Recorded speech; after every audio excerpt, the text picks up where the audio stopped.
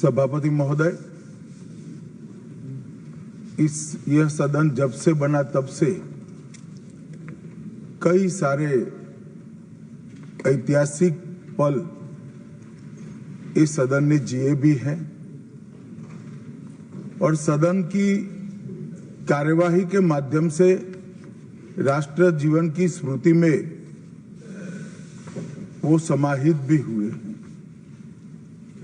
मेरा मानना है कि ये जो आपका निर्णय है, सदन का निर्णय है कि वंदे मातरम के 150वें साल के प्रवेश पर ये महान सदन वंदे मातरम के भाव के लिए, वंदे मातरम के यशोगान के लिए और वंदे मातरम को चिरंजीव बनाने के लिए एक चर्चा करे और इस चर्चा के माध्यम से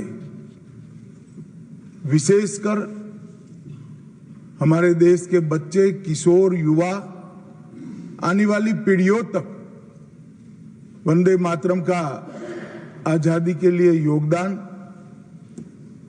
वंदे मातरम गान की रचना में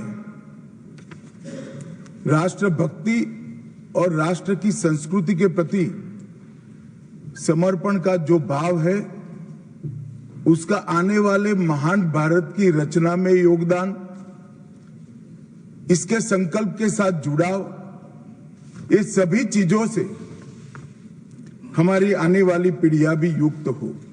इसलिए मैं आपका और सदन के सभी सदस्यों का हृदय पूर्वक बहुत बहुत अभिनंदन करना चाहता हूं कि आज ये चर्चा यहां पर आकार ले रही है। महोदय, हम सब सौभाग्यशाली है कि हम एक ऐतिहासिक पल के साक्षी भी बन रहे हैं और इसमें हिस्सा भी ले रहे हैं। ये महान सदन में जब वंदे मातरम की चर्चा हो रही है, तब कल कुछ सदन सदस्यों ने लोकसभा में प्रश्न उठाया था कि आज वंदे मातरम की चर्चा, वंदे मातरम पर चर्चा की जरूरत क्या है। महोदय, वंदे मातरम पर चर्चा की जरूरत, वंदे मातरम के प्रति समर्पण की जरूरत वंदे मातरम बना तब भी थी, आजादी के आंदोलन के वक्त भी थी, आज भी है और जब 2047 में महान भारत की रचना होगी तब भी रहे। क्योंकि अमर कृति मां भारती के प्रति, भारत माता के प्रति समर्पण, भक्ति और कर्तव्य के भाव जागृत करने वाली कृति है। इसलिए जिनको आज वंदे मातरम की चर्चा क्यों हो रही है वो समझ में नहीं आ रहा है। मुझे लगता है कि उन्होंने नए सिरे से अपनी समझ पर ही सोचने की जरूरत है। कुछ लोगों को इसमें दिखता है कि बंगाल में चुनाव आने वाला है, इसलिए वंदे मातरम की चर्चा हो रही है। वो वंदे मातरम के महिमा मंडन को बंगाल के चुनाव के साथ जोड़कर कम करना चाहते हैं। ये सही है कि वंदे मातरम की रचनाकार बंकिम बाबू बंगाल में पैदा हुए, बंगाल में गीत की रचना हुई और आनंद मठ जिसमें बाद में वंदे मातरम समाहित हुआ, उसकी पृष्ठभूमि भी की बंगाल थी। मगर जब वंदे मातरम का प्रकटीकरण हुआ, वंदे मातरम बंगाल तक सीमित नहीं रहा था, देश तक भी सीमित नहीं रहा था। दुनिया भर में जहां पर आजादी के दीवाने थे वो गुप्त बैठक भी करते थे, तो पहले वंदे मातरम का गान कर बैठक की शुरुआत। और आज भी सरहद पर हमारा जवान जब अपना सर्वोच्च बलिदान देता है, ये आंतरिक सुरक्षा के लिए देश के पुलिस का जवान सर्वोच्च बलिदान देता है, तो जब वो अपने प्राण त्यागता है, इसके मुंह पर एक ही मंत्र होता है, वो वंदे मातरम। मान्यवर, ये वंदे मातरम का गान, वंदे मातरम का गीत, ये भारत माता को गुलामी की जंजीरों से मुक्त करने का नारा बना था, आजादी के उद्घोष का नारा बन चुका था, आजादी के संग्राम का एक बहुत बड़ा प्रेरणा स्रोत बना था और शहीदों को अंतिम बलिदान, सर्वोच्च बलिदान देते वक्त अगले जन्म में भी भारत में ही जन्म लेकर फिर से मां भारती के लिए बलिदान करने की प्रेरणा वंदे मातरम से। और ये चिर पुरातन राष्ट्र को अनेक सदियों तक अपनी संस्कृति के रास्ते पर आगे बढ़ाने की प्रेरणा भी कई सारे मनुष्यों को इस वंदे मातरम से मिली।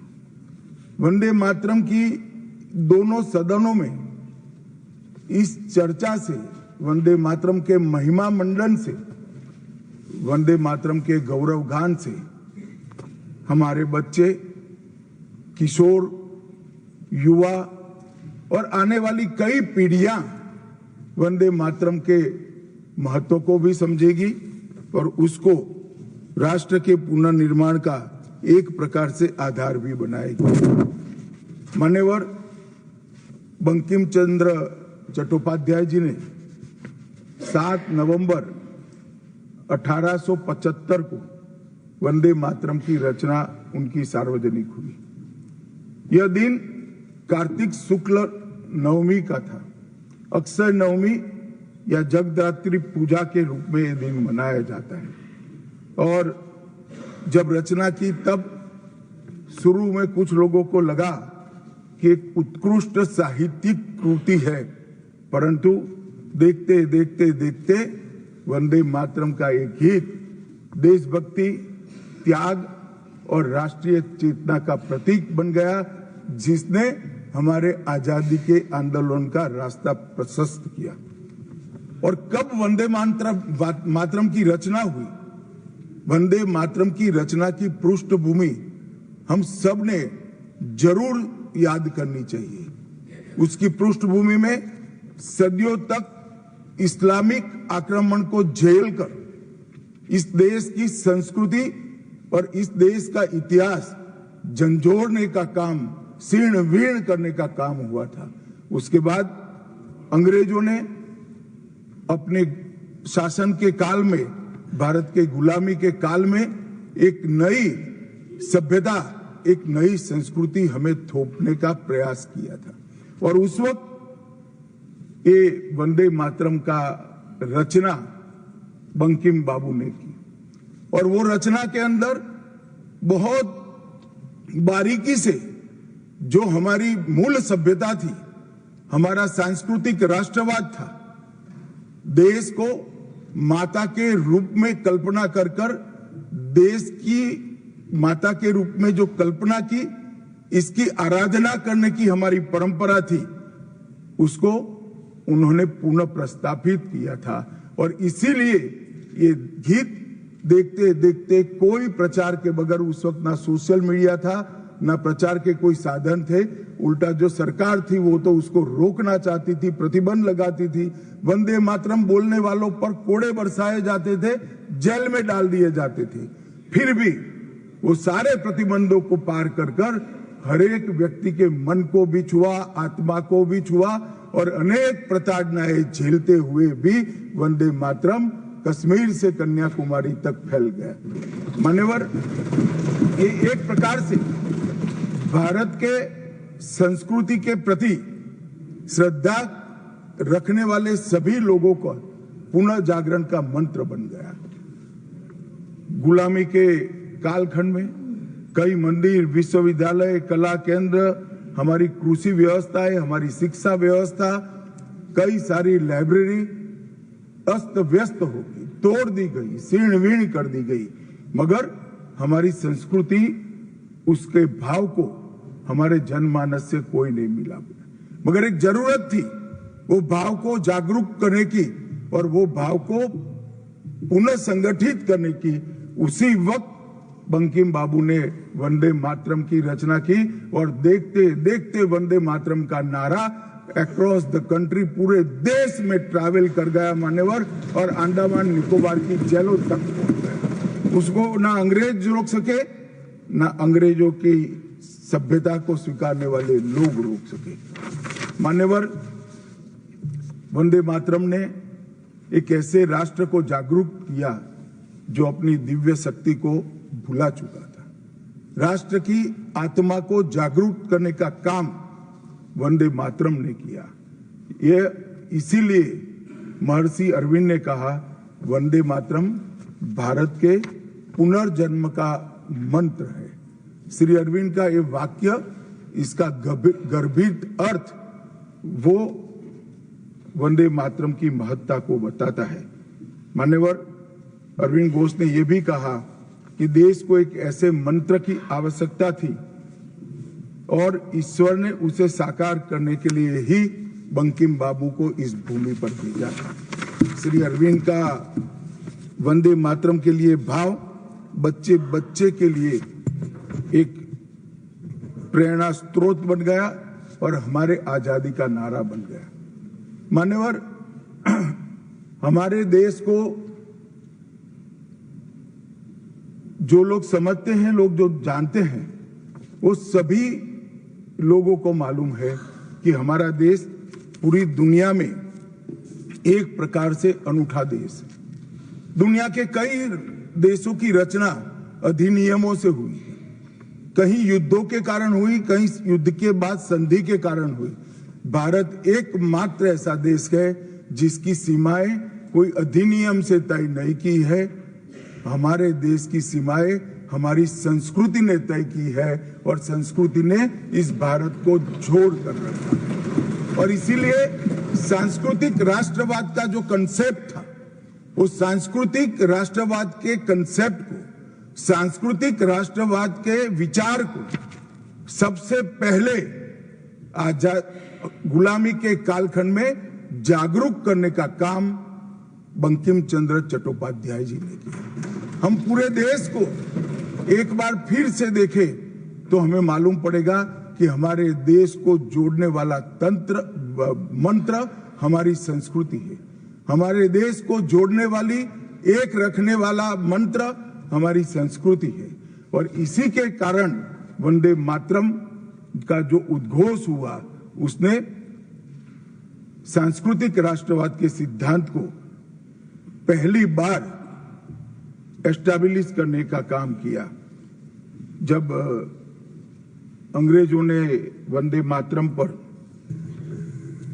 कई सारे प्रतिबंध लगाए, तब बंकिम बाबू ने एक पत्र में लिखा था, मुझे कोई आपत्ति नहीं है, मेरे सभी साहित्य को गंगा जी में बहा दिया जाए।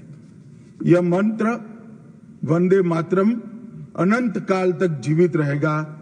यह एक महान गान होगा और लोगों के हृदय को जीत लेगा और भारत के पुनर्निर्माण का यह मंत्र बनेगा। आज हम देख रहे हैं कि बंकिम बाबू के वो शब्द सच हुए हैं। भले देर से ही सही, ये पूरा राष्ट्र आज सांस्कृतिक राष्ट्रवाद की परिकल्पना को स्वीकार कर आगे बढ़ रहा है। पर मान्यवर, हम सब जो भारत माता की संतानें हैं, वो मानते हैं कि ये देश कोई जमीन का टुकड़ा नहीं है। वो उसको हम माँ के रूप में देखते हैं और उसका भक्ति गान भी करते हैं, और वो भक्ति गान की अभिव्यक्ति ही वंदे मातरम। मान्यवर, आज मैं सदन में जब ये चर्चा हो रही है तब बताना चाहता हूं, वंदे मातरम की रचना में हमारे जीवन में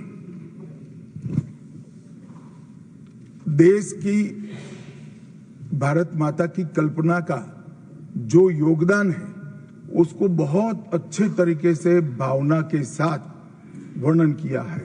जल, फल और समृद्धि तीनों की दायिनी भारत माता को बताया गया। शोभित पुष्पों से मन को प्रफुल्लित करने वाली भी भारत माता को बताया गया।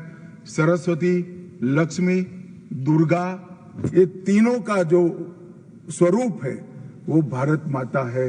एक प्रकार से हमारा समृद्धि, हमारी सुरक्षा, हमारा ज्ञान, हमारा विज्ञान, ये सब भारत माँ की ही कृपा है और उसकी आराधना से ही प्राप्त हो सकता है।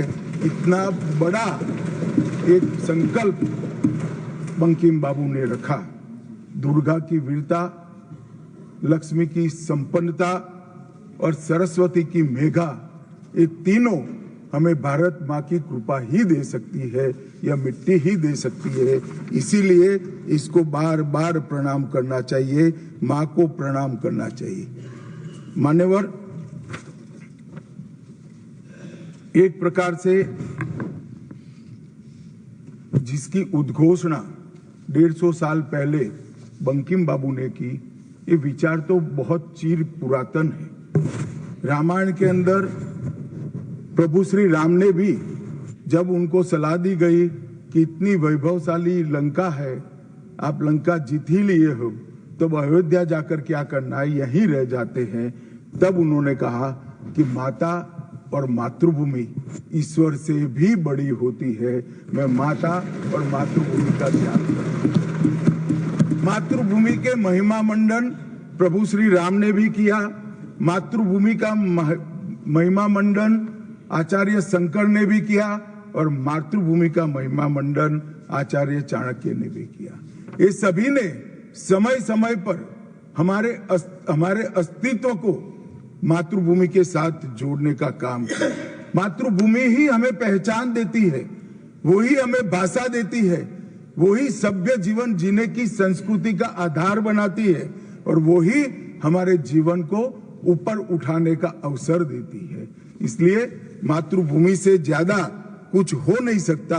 ये भाव जो चिर पुरातन भाव था, उसको बंकिम बाबू ने पुनर्जीवित किया और वो घनघोर रात्रि जैसे गुलामी के कालखंड के अंदर जैसे एक बिजली प्रकाश फैला देती है, उसी प्रकार से वंदे मातरम के गान ने घनघोर अंधेरे के अंदर, जन जन के अंदर गुलामी की मानसिकता छोड़कर आजादी की प्राप्ति, स्वराज की प्राप्ति का एक जोश जगाने का काम किया। मान्यवर, महर्षि अरविंद ने वंदे मातरम को गीत नहीं, हमारी आध्यात्मिक शक्ति का प्रतीक माना। उन्होंने बहुत सुंदर तरीके से वर्णन किया है कि स्थूल, सूक्ष्म और कारण तीनों प्रकार से वंदे मातरम भारत की शक्ति को जगाता है। स्थूल शरीर, वंदे मातरम का उच्चारण हमारी शरीर में शक्ति और उत्साह भरता है।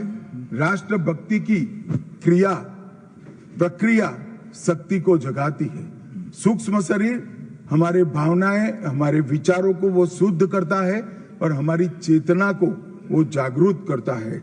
और कारण आध्यात्मिक शरीर में भी उन्होंने कहा कि बंकिम बाबू एक ऋषि चेतना से प्राप्त मेघा से ही वंदे मातरम की रचना की है। और बहुत अच्छे तरीके से उन्होंने कहा, ये गीत केवल देशभक्ति की, देश प्रेम की अभिव्यक्ति नहीं है, बल्कि भारत माता की दिव्य शक्ति का आह्वान है। भारत की मूल चेतना, सनातन शक्ति, उसको पुनर्जीवित करने का ये वंदे मातरम मंत्र है। और इसीलिए आजादी के वक्त सभी हमारे नेताओं ने वंदे मातरम को आजादी के आंदोलन का आधार बनाने का काम किया। कई सारे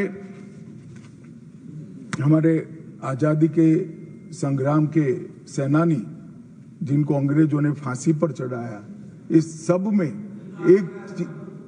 एक चीज सामान्य निकल कर आती है, तो फांसी के तख्ते पर चढ़ते चढ़ते जो शहीद अंतिम शब्द बोले, वो सभी के मुंह से वंदे मातरम ही निकला। स्वदेशी का आह्वान करना हो, विदेशी माल का बहिष्कार करना हो, राष्ट्रीय शिक्षा का आह्वान जगाना हो, हर वक्त राष्ट्रभक्ति जगाते वक्त वंदे मातरम का उद्घोष इस देश ने सुना भी, इस देश ने महसूस भी किया। पंजाब के गदर आंदोलन में वंदे मातरम के शीर्षक से कई पर्चे बांटे गए। महाराष्ट्र में वंदे मातरम के विशेष अंक गणपति और शिवाजी के उत्सव में बांटे जाते थे। तमिलनाडु में सुब्रह्मण्यम भारती जी ने तमिल अनुवाद कर हिंद महासागर को भी क्रांति की चेतना से आंदोलित कर दिया था। मान्यवर, 1907 में कलकत्ता में वंदे मातरम नाम का एक अंग्रेजी अखबार शुरू हुआ, जिसके संपादक महर्षि अरविंद थे। ब्रिटिश सरकार ने उसको सबसे खतरनाक राष्ट्रवादी पत्र माना। वो राष्ट्रवादी भी कहते थे और खतरनाक भी कहते थे, और श्री अरविंद पर राजद्रोह का मुकदमा भी चला और उनको सजा भी गई। अंततोगत्वा उसको प्रतिबंधित कर दिया। मान्यवर, कांग्रेस के अधिवेशनों ने भी वंदे मातरम के महिमा मंडन को, वंदे मातरम के गान को गाया। 1896 में गुरुवर टैगोर ने कांग्रेस अधिवेशन में इसको पहली बार सार्वजनिक रूप से गाया। 1905 में कांग्रेस के वाराणसी अधिवेशन में महान कवियत्री गायिका सरला देवी चौधरानी ने पूर्ण वंदे मातरम का गायन किया। और 15 अगस्त 1947 को जब देश आजाद हुआ, सुबह 6:30 बजे सरदार पटेल के आग्रह पर पंडित ओमकार नाथ ठाकुर जी ने आकाशवाणी से अपने मधुर स्वर में वंदे मातरम का गान कर देश को भावुक कर दिया। और ये सभी भावना को देखते हुए संविधान सभा की अंतिम बैठक 24 जनवरी 1950 को संविधान सभा के अध्यक्ष राजेंद्र प्रसाद जी की अध्यक्षता में जो हुई, उसमें राष्ट्रगान के बराबर सम्मान देते हुए वंदे मातरम को राष्ट्रगीत घोषित करने का काम किया। मान्यवर, मैं कल देख रहा था कांग्रेस के कई सदस्य आज वंदे मातरम की चर्चा क्यों जरूरी है और इसको एक राजनीतिक हथकंडा या तो मुद्दों पर से ध्यान भटकाने का एक हथियार मानते थे। मान्यवर, मुद्दों पर चर्चा करने से कोई नहीं डरता है। संसद का बहिष्कार हम नहीं करते हैं। संसद का बहिष्कार अगर करना है, संसद का बहिष्कार न करे, संसद चलने दे, तो सब मुद्दों पर चर्चा होगी। हमें कुछ डरने जैसा नहीं है, छिपाने जैसा नहीं है। कोई भी मुद्दा हो, हम चर्चा करने के लिए तैयार है। परंतु वंदे मातरम के गान की चर्चा को, वंदे मातरम के गान पर की चर्चा को टालने की ये मानसिकता ये नई नहीं। मान्यवर, ये तो वंदे मातरम का 150वां साल है। हर महान रचना का, हर महान घटना का महत्वपूर्ण साल कई मायनों में हमारे देश में मनाता जाता है। तो ये तो 150वां साल है। अब हम थोड़ा पीछे मुड़कर देखते हैं। मान्यवर, जब वंदे मातरम के 50 साल हुए तब क्या हुआ? वंदे मातरम के 50 साल हुए, देश आजाद नहीं हुआ था। और वंदे मातरम की स्वर्ण जयंती हुई 1937 में। तब जवाहरलाल नेहरू जी ने वंदे मातरम के 2 टुकड़े कर उसको 2 अंतरों तक सीमित करने का काम किया। कांग्रेस पार्टी की 50वें साल में जो एक प्रकार से वंदे मातरम का महिमा मंडन करने की पद्धति थी,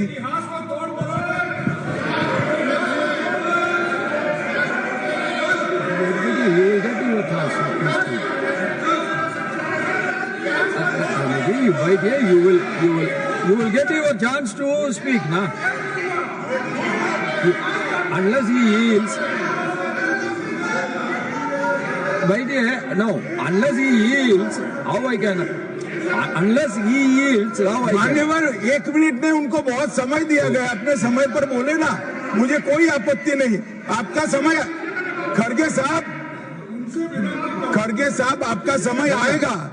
Garge ji, सभापति you are going to get your time. Please wait. Garge ji, you are going to get your time. Please wait. Let him speak.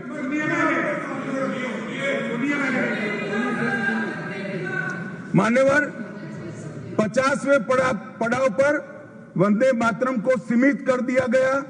वहीं से तुष्टीकरण की शुरुआत हुई और वो तुष्टीकरण जाकर देश के विभाजन में पलटा। मान्यवर, मेरे जैसे कई लोगों का मानना है कांग्रेस पार्टी को पसंद आए ना आए, अगर वंदे मातरम के तुष्टीकरण की नीति के तहत 2 टुकड़े न करते तो देश का बंटवारा नहीं होता और देश पूरा होता। मान्यवर, 50 साल के बाद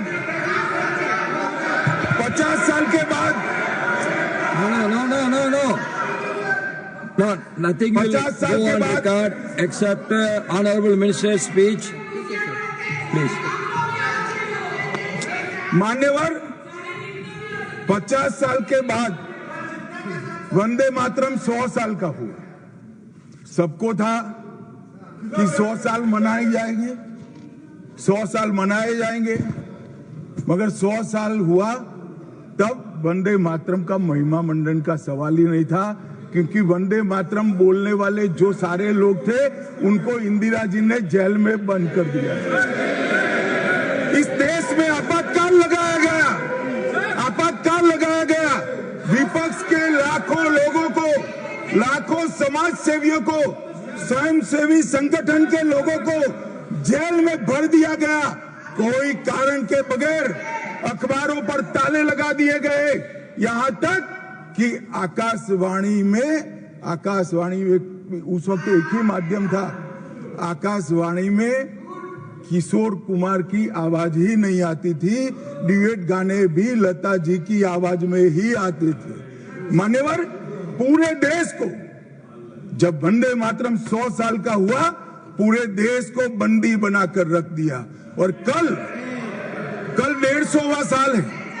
150वें साल में लोकसभा में चर्चा हुई। साहब, ये कांग्रेस पार्टी की स्थिति देखिए। जिस कांग्रेस पार्टी के अधिवेशनों की शुरुआत गुरुवर टैगोर जैसे लोग वंदे मातरम गा कर कराते थे। वंदे मातरम कांग्रेस पार्टी के आजादी के आंदोलन का एक मंत्र बना था। वो वंदे मातरम के महिमा मंडन करने के लिए जब लोकसभा में चर्चा हुई, गांधी परिवार के दोनों सदस्य नदारद थे, दो में से एक भी। वंदे मातरम का विरोध आज भी जवाहरलाल नेहरू से लेकर आज के कांग्रेस के नेतृत्व तक कांग्रेस के खून के अंदर बसा। मान्यवर,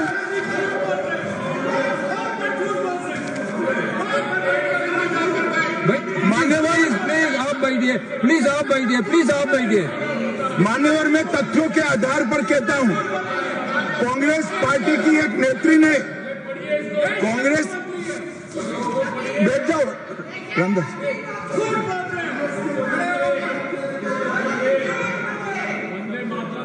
अरे दिग्विजय जी, अब नौकरी पक्की है इस आयु में, क्या कर रहे हो भैया? अब नहीं जाएगी नौकरी।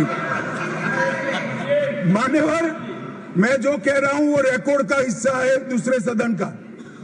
मान्यवर, दूसरे सदन की चर्चा में कांग्रेस पार्टी की एक प्रमुख नेत्री ने कहा है कि वंदे मातरम की आज चर्चा की कोई जरूरत नहीं है। मुझे मालूम नहीं पड़ता कि वंदे मातरम से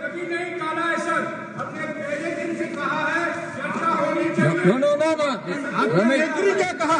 जयराम रमेश जी, प्लीज बैठिए, प्लीज आप बैठिए जी।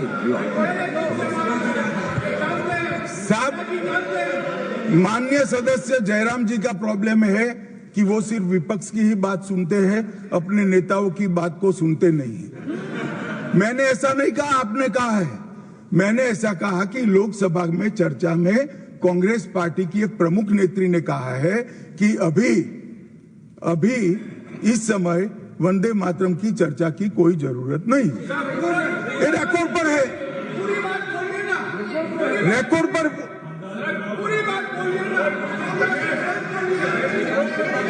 मान्यवर, आप बैठिए।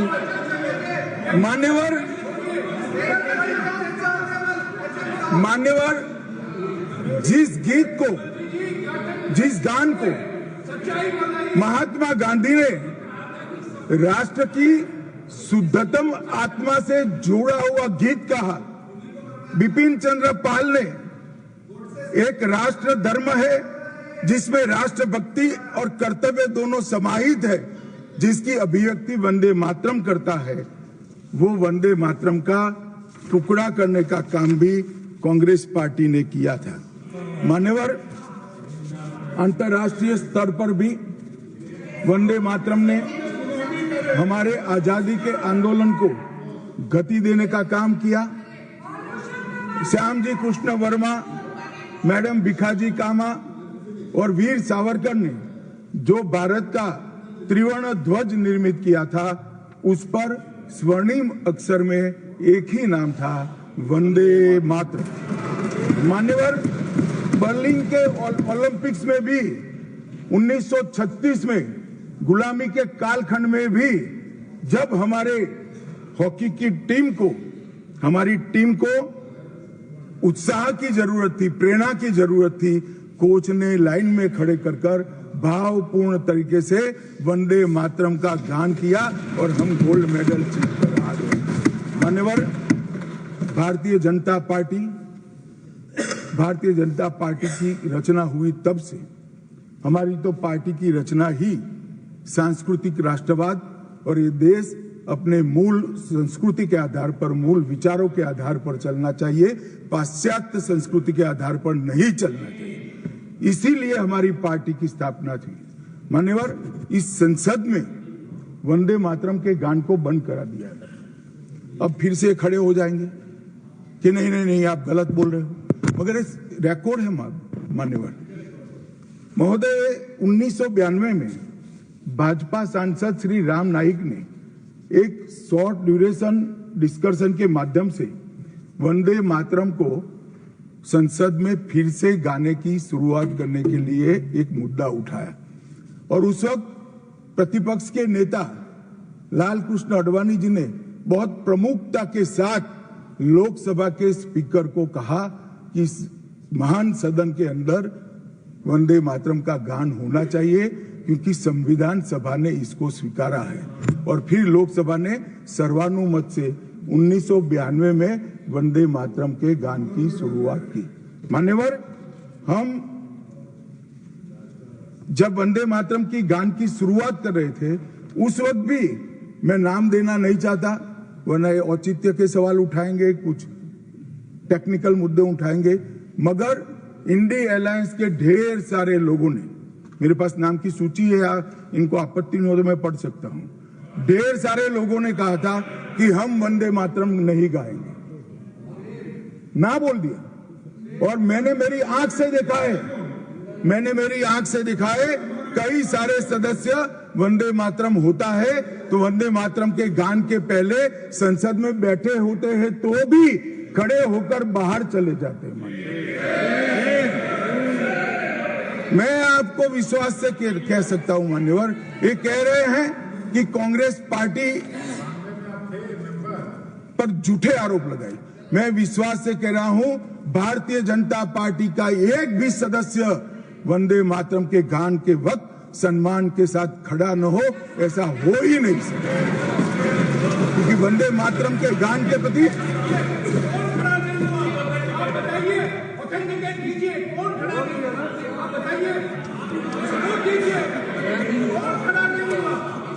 आप बैठिए, आप बोथ बैठिए प्लीज, आप बोथ बैठिए प्लीज, बैठिए प्लीज।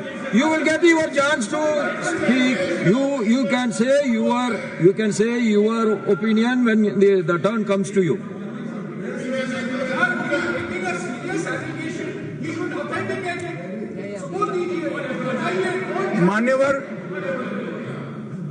मान्यवर, अरे सुनो तो, बोल क्या करते हो भैया, मुझे सुनो तो। मान्यवर, सम्मानीय सदस्य जी ने कहा है कि कौन कौन कांग्रेस पार्टी के लोगों ने वंदे मातरम नहीं गाने के लिए स्टेटमेंट दिया है और संसद के वक्त बाहर चले गए हैं। मैं इसकी सूची आज शाम होने के पहले सदन के पटल पर रख दूंगा। मेरा विनंती है कि वो कांग्रेस सदस्यों के नाम इस चर्चा का हिस्सा करने के लिए आप आदेश करिएगा। इस सदन की चर्चा के रिकॉर्ड पर रहना चाहिए कि कांग्रेस पार्टी के सदस्य वंदे मातरम का विरोध करते हैं। इस देश की जनता इनको जाननी चाहिए। मान्यवर, मैं दे देता हूं, दिग्विजय सिंह पढ़ लीजिएगा।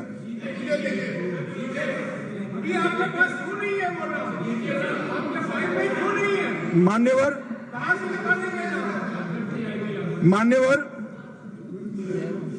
वंदे बंकिम चंद्र चटर्जी की, चट्टोपाध्याय जी की 130वीं जयंती पर हमारी सरकार ने, डाक विभाग ने एक स्टैंप जारी किया।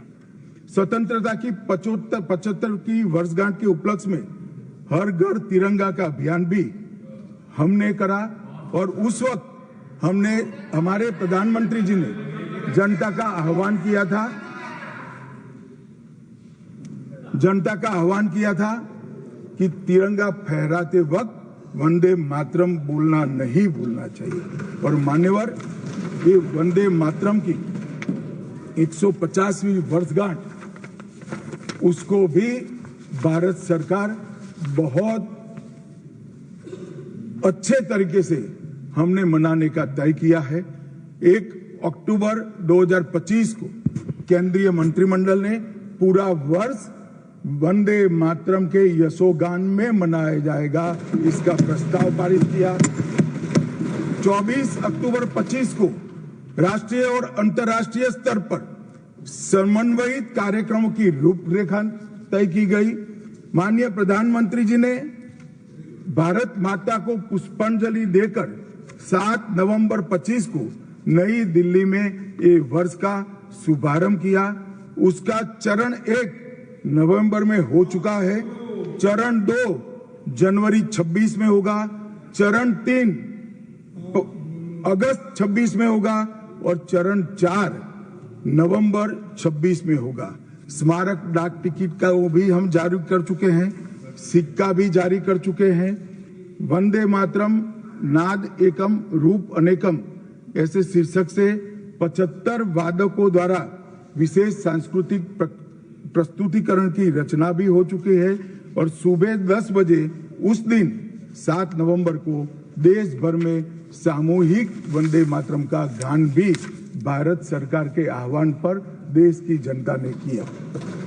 मान्यवर, वंदे मातरम के 150 वर्ष, इसकी डॉक्यूमेंट्री और प्रदर्शनी बनाई गई है हर जिला सेंटर पर, और हो सके तो तहसील सेंटर पर उसको दिखाया जाएगा। डिजिटल मोड पर करोड़ों लोगों को वो प्रदर्शनी भी भेजी जाएगी। ऑल इंडिया रेडियो, दूरदर्शन और FM चैनलों पर विशेष कार्यक्रमों को प्रसारित करने का हमने आयोजन किया है। प्रेस सूचना ब्यूरो द्वारा टायर T2 और टायर 3 शहरों में चर्चा सभाएं का आयोजन होने वाला है। सभी भारतीय दूतावासों में वंदे मातरम आधारित सांस्कृतिक संध्याएं आयोजित होने वाली है। Vande Mataram salute to mother earth के तहत वृक्षारोपण अभियान चालू है। हाईवे पर देशभक्ति आधारित वंदे मातरम के इतिहास को दर्शाते हुए भित्ति चित्र भी हम रखने वाले हैं। रेलवे स्टेशन और हवाई अड्डों पर LED डिस्प्ले के माध्यम से सार्वजनिक घोषणा भी होगी और वंदे मातरम और बंकिम चंद्र चट्टोपाध्याय जी पर 25 लघु फिल्में 1-1 मिनट की बनाने का भी हमने शुरुआत कर लिया है। मान्यवर, देश के प्रधानमंत्री जी ने लाल किले से अमृत काल के लिए पंच प्रण की घोषणा की थी। इसमें एक, जब देश आजादी की शताब्दी मनाता हो उस वक्त विकसित भारत का लक्ष्य हमने तय करना है। गुलामी की हर मानसिकता से मुक्ति प्राप्त करनी है। अपनी विरासत पर गर्व लेना है। देश की एकता और एकजुटता और अखंडितता को हमें संभाल कर रखना है और नागरिकों में कर्तव्य की भावना को हमें आगे बढ़ाना है। मान्यवर, जब देश के आजादी के 75 साल हुए, कोरोना काल होने के बावजूद 2 साल तक पूरे देश के हर गांव में आजादी के अमृत महोत्सव को मनाया गया। अमृत महोत्सव के माध्यम से इस देश की युवा पीढ़ी को हमारी 1857 से 1947 तक की पूरी आजादी के संघर्ष को हमारे युवाओं को परिचित कराया। कई नामी कई अनामी जिनके नाम भी इतिहास में दर्ज नहीं हुए, ऐसे स्वतंत्रता संग्राम के नायकों को ढूंढकर उनके स्मारक बनाए गए। देश भर में कई कार्यक्रम हुए और देशभक्ति का एक नया ज्वार खड़ा करने का प्रयास आजादी के बाद पहली बार 75 साल जब मनाए गए तब हुआ। और वहां से अटके नहीं, माननीय प्रधानमंत्री जी ने अमृत काल का विचार रखा। आजाद हुए तब से 75 साल जितनी भी सरकारें आई, अच्छा काम किया, सबने देश को बहुत आगे बढ़ाया है। हमने हमारे लोकतंत्र को पाताल से भी गहरा पहुंचाया है। हमारे लोकतंत्र की जड़ें आज मजबूत हो चुकी है मान्यवर। मगर 75 से 100 साल का एक कालखंड अमृत काल के रूप में इसका नामकरण प्रधानमंत्री नरेंद्र मोदी जी ने करा और देश के युवाओं के सामने एक संकल्प रखा मान्यवर कि आजादी का अमृत महोत्सव से आजादी की शताब्दी तक ये जो पूरा कालखंड है वो देश को महान बनाने का कालखंड के रूप में हम उसको चैलेंज के रूप में लेंगे, एक चुनौती के रूप में लेंगे। और जब आजादी की शताब्दी मनाई जाएगी, ये देश पूरे विश्व में हर क्षेत्र में नंबर 1 पर होगा। ऐसे देश और मान्यवर संकल्प आज प्रधानमंत्री जी का अकेले का नहीं है, कोई एक पॉलिटिकल पार्टी का नहीं है। कुछ लोग भले उसको राजनीतिक नारा समझते हो, मगर ये संकल्प 140 करोड़ भारतीयों का संकल्प है और ये पूरा होकर। और इसीलिए ये दैव योगी ही है कि जब अमृतकाल हम मना रहे हैं तभी वंदे मातरम के 150वां साल आज आया है। और फिर से एक बार इसके माध्यम से हम राष्ट्रभक्ति को जगाने का काम करेंगे। मान्यवर, मैंने पहले भी कहा कि वंदे मातरम काल बाह्य कभी नहीं होगा। उसकी रचना हुई तब भी उसकी इतनी ही जरूरत थी जितनी आज है। और मान्यवर, उस जमाने में वंदे मातरम देश को आजाद बनाने का कारण बना और अमृत काल में देश को विकसित और देश को महान बनने का नारा वंदे मातरम बनेगा, इसका मुझे पूरा विश्वास है। और मैं मानता हूं कि सदन में बैठे हुए सभी सदस्यों की साझी जिम्मेदारी है कि हम बच्चे बच्चे के मन में वंदे मातरम के संस्कार पुनः जागृत करें, हर युवा के मन में वंदे मातरम के नारे को प्रस्तापित करें, हर किशोर को वंदे मातरम की व्याख्या के रास्ते पर अपना जीवन समर्पित करने के लिए उसको प्रेरित करें। और वंदे मातरम का ये उद्घोष ही हमारे आजादी के सेनानियों ने जो भारत की कल्पना की थी वो भारत की रचना का कारण बनेगा। और मैं मानता हूं कि सदन की भावना हमारी युवा पीढ़ी तक विशेषकर पहुंचेगी, इसका मुझे पूरा विश्वास है। आपने मुझे समय दिया, इसलिए मैं आपका पूरा धन्यवाद कर मेरी वाणी को श्रीमान